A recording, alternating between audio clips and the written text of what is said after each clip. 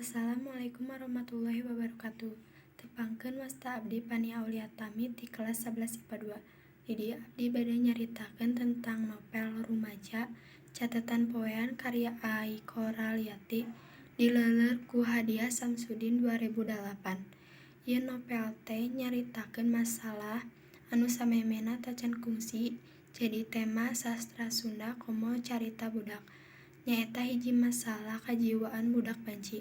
Ku pangarangna ieu novel ditepikeun sacara basajan tapi dijaga ku cara disingraikeun saeutik nurutkeun catatan poean adina nu awewe. Masalah anu muskil dicaritakeun ku pangarangna lantaran budak awewe anu janten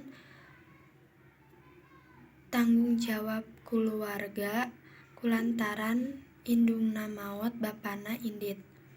Janten amanat ti novel ieu teh arurang kedah tiasa jadi sagala hal anu mangpaat ku bakat teu apal kahareupna bakal aya naon. Wassalamualaikum warahmatullahi wabarakatuh.